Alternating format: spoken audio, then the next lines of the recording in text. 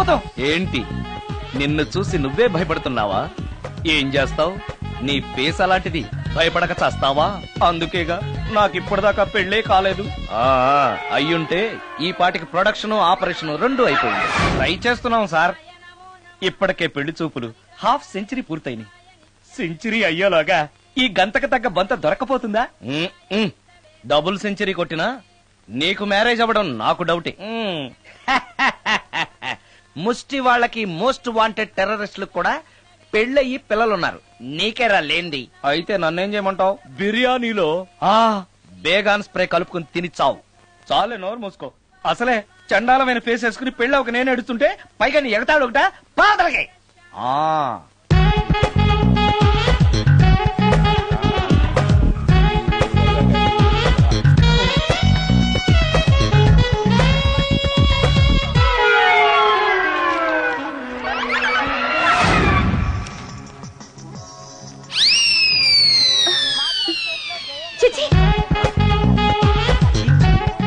నా మొహం అంత అసహ్యంగా ఉందా?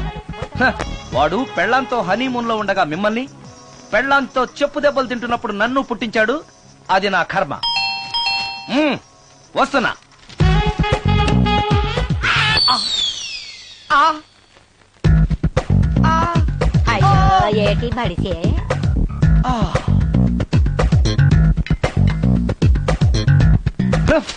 మన ఫేసే ఎవరు చూడలేక వస్తుంటే పైగా ఈ ఎక్స్పోజింగ్ కూడానా? చెయ్యి లోపల డ్రాయర్ ఉంది కాబట్టి సరిపోయింది. అమ్మో ముత్యాలు. ఏంటి బాబు? నేను రికార్డింగ్ థియేటర్ కి వెళ్ళొస్తాను. అలాగే బాబు. ముత్యాలు. మళ్ళా ఏంటి బాబు? ఇందాక నువ్వు చూసింది ఎవరికి చెప్పకు. అందరికి చెప్పుకొని తిరగటానికి నేను చూసింది ఏమైనా రామాయణంలో సుందరాకాండ కట్టవా బాబు? వెళ్దా బాబు. Excuse me. మిమ్మల్ని కాదు. నన్నండి. మిమ్మల్ని. ఈ అపార్ట్మెంట్ లో పని మనిషి తప్ప ఏ ఆడది నాతో మాట్లాడదు. ఈవిడికి నాతో పని ఏంటబ్బా? మీకు అభ్యంతరం లేకపోతే ఓ ఫోటో తీసుకోవచ్చా? నన్నా? ఆహా, టైం మారింది. మన ఫేస్ కి ఏకంగా ఫోటోలే తీసుకుంటున్నారు. ఈ ఛాన్స్ వదలకూడదు. ఓకే. Excuse me. సాధారణంగా మీరు అసలు నాతో మాట్లాడరు కదా. ఇవాళ ఏకంగా నా ఫోటోయే తీసుకోవడానికి కారణం తెలుసుకోవచ్చా? మా బాబు అన్నం తిన్నని గోలు చేస్తున్నాడు. నీ ఫోటో చూపించి బెదిరిద్దామని. ఇందులో జోక్ బాగుంది.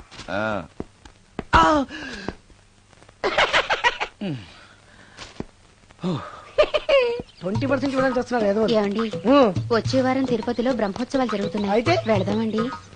3 రోజులు టైం వేస్ట్, 2000 డబ్బు బొక్క. ఏదో టీవీ ముందు కూర్చున్నాం అనుకో, లైవ్ ప్రోగ్రామ్ ఇస్తారు. ఫ్యాన్ కింద కూర్చొని పల్లీలు తింటూ చూడొచ్చు. రేపు ఆదివారం ఏదైనా మంచి సినిమాకి వెళ్దామండి. వారిని 3 గంటలు టైం వేస్ట్, 200 రూపాయలు డబ్బు వేస్ట్. 3 నెలలు కళ్ళు మూసుకోనుకో, ఏదో ఛానల్ వస్తుంది, ఇంట్లో కూర్చొని చూడొచ్చు. అవును, మర్చిపోయాను. నీకు ఫిష్ బిర్యానీ చేయడం వచ్చా? తినాలుంది. ఎందుకు అనవసరంగా డబ్బు ఖర్చు? ప్రతిరోజు టీవీ చూస్తూ కూర్చోండి. ఏదో ఒక రోజు టీవీ ప్రోగ్రామ్ లో గుమ్మగుమ్మల్లో చూపిస్తారు ఎలా చేయాలో. లొట్టలేస్తూ చూడొచ్చు. మాటల్లో పెట్టి రికార్డింగ్ థియేటర్ వరకు నడిపించుకుంటూ తీసుకొచ్చి ఆటో డబ్బులు మిగిల్చారు. హలో, నువ్వు ఎంత బాగా వాయిస్తావు, ఏం బాగా వాయిస్తావు అనేది నాకు అనవసరం. నీకు ఇచ్చే రిమ్యునరేషన్ లో నాకు 20% ఇస్తావా? అయితేనే ఓకే.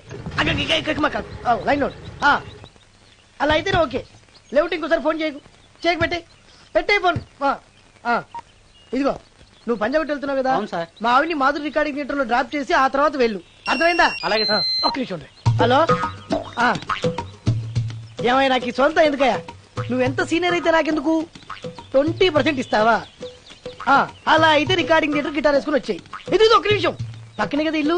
నడుచుకుంటూ వచ్చి ఆటోలో వచ్చానని చెప్పి మా బాధ దగ్గర 100 రూపాయలు తీసుకో. మా బాధ చూడకుండా 100 నాకు ఇచ్చే. అది ఇగో ఒక్క నిమిషం.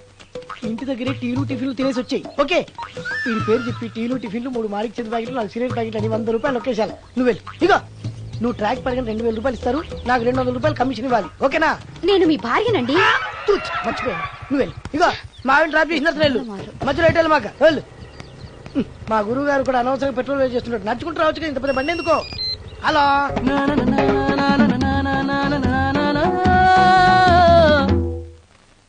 ఏమయ్యా, నువ్వు ఇన్స్ట్రుమెంట్ ప్లే చేస్తున్నావా, దుమ్ము దులుపుతున్నావా? సారీ సార్, కొంచెం స్లోగా. Okay please. Sir, good morning sir.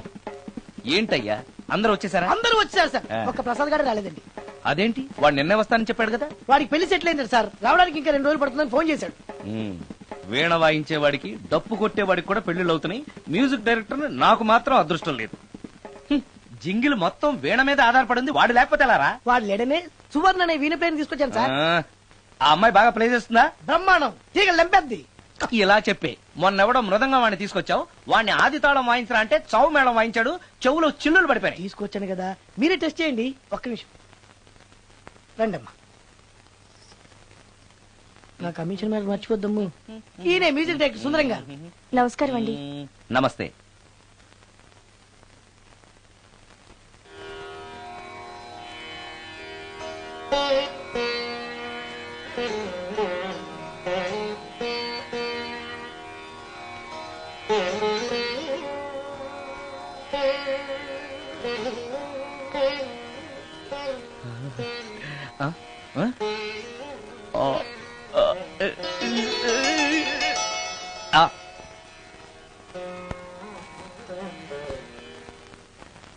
Bye కొంచెం అప్పుడే వంకరగా ఉన్నంత మాత్రం రుచిపోతుందా?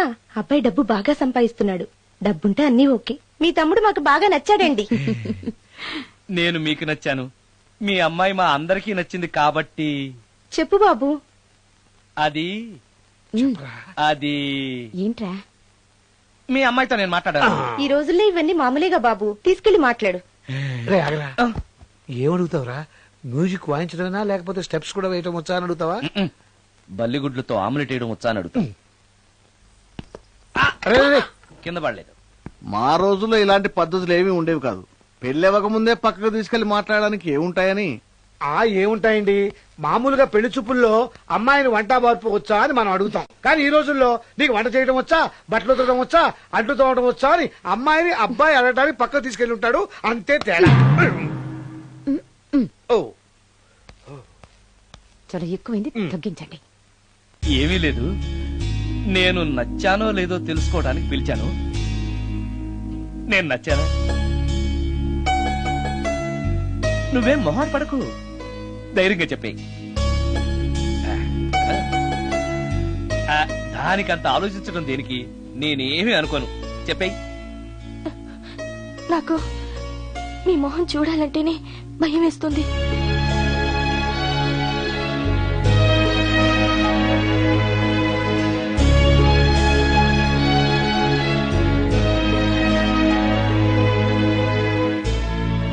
పనిలో పని ముహూర్తాలు కూడా పెట్టేస్తే మనం పెళ్లి ఏర్పాట్లు చేసుకోవచ్చండి. అలాగే అక్క, ఏనానా ఈ పెళ్లి జరగదు.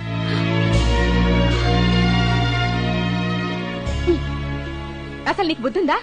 మేమందరం ఒప్పుకున్నాక ఆ అమ్మాయి అభిప్రాయంతో నీకు పనింట్రా? నేను నచ్చానా లేదా అని అమ్మాయిని వెళ్లి ఎవరు అడగమన్నారు నిన్ను? సైడ్కి వెళ్ళి మాట్లాడితే సైడ్ ఎఫెక్ట్స్ ఇలాగే ఉంటాయి మరి. ఛ, మీరు మధ్యలో మాట్లాడకండి, అసలు ఒళ్ళు మండిపోతోంది. అది కాదక్క. ఛ, ఊరుకో. ఏంట్రా ఇష్టం? ఇష్ట ప్రకారం అన్ని జరగాలంటే ఏది జరగదు. అంట్లు 9 అని అడిగితే సచిన్ టెండూల్కర్ ఇష్టం అంటుంది. కాకా హోటల్లో కప్పులు కడిగేవాడిని అడిగితే కత్రినా కైఫ్ ఇష్టం అంటాడు. ఇష్టపడినంత మాత్రాన వాళ్లకు వీళ్లకు పెళ్లికి జరుగుతాయరా? అంతెందుకురా, నేను ఇష్టపడి ఇన్ని పెళ్లి చేసుకున్నానా? ఏదో గవర్నమెంట్ ఉద్యోగస్తుడు, శాలరీ నచ్చకపోయినా వచ్చే శాలరీతో కూటికి గుడ్డకి ఏ లోటు ఉండదని చేసుకున్నాను. ఆ పర్సనాలిటీ చూడు, ఇన్షర్ట్ చేస్తే బియ్యం బస్తాని మధ్యలో తాడేసి కట్టేసినట్టుంటుంది. నవ్వితే నాగుపం బుసకొట్టినట్టుంటుంది. మాట్లాడితే గ్రైండర్ లో రాళ్లేసి తిప్పినట్టు గలగలగలమని ఒకటే మోత. ఇవన్నీ ఎందుకురా? మనిషికి మాయరోగం వచ్చి ఫట్టుమని పోయాడనుకో, ఏదో వచ్చే పెన్షన్ తో హ్యాపీగా బతకొచ్చు కదా అని చేసుకున్నాను. అయినా ఆడదానికి ఇష్టాలతో పనింట్రా? ఆస్తుందా, అంతస్తుందా, వచ్చే సంపాదన ఎంత అని ఆలోచించి అడ్జస్ట్ అయిపోవడమే. అసలు నిన్ను చూడగానే ముచ్చట పడిపోయి పెళ్లి చేసుకోవడానికి నువ్వేమన్నా మన్మధుడివా లేకపోతే మిస్టర్ ఆంధ్రావా? చూసావా అక్క, నువ్వు కూడా అట్టగన్నావు.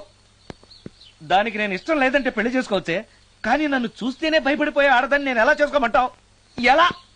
నువ్వు ఒక వేస్ట్. గురుగారు నచ్చిందా? భయమేస్తుంది. ఏదో ఒక మూడ్లో అలా అనేశాను, సారీ. ఆ రోజు నేను అలా మాట్లాడి ఉండకూడదు, నన్ను క్షమించండి. అబ్బే, ఐఎమ్ వెరీ సారీ. మీరు చాలా బ్రహ్మాండంగా ప్లే చేశారు, చాలా బాగుంది. మీ ఆయన అందంగా ఉంటాడా? చాలా అందంగా ఉంటారు. ఆ రోజు నన్ను చేసుకోపోవడమే మంచిదైందనమాట. మీరు చాలా అదృష్టవంతులు. కాదు, దురదృష్టవంతురాల్ని. ఆయనకు లేని అలవాటు అంటూ లేదు. అన్ని అవలక్షణాలే. ప్రతిరోజు ఆయన మాటలతోనూ చేతలతోనూ నాకు నరకం చూపిస్తున్నారు. జీవితానికి కావాల్సింది అందమైన మనసు తప్ప ముఖం కాదని తెలుసుకునేసరికి నా జీవితం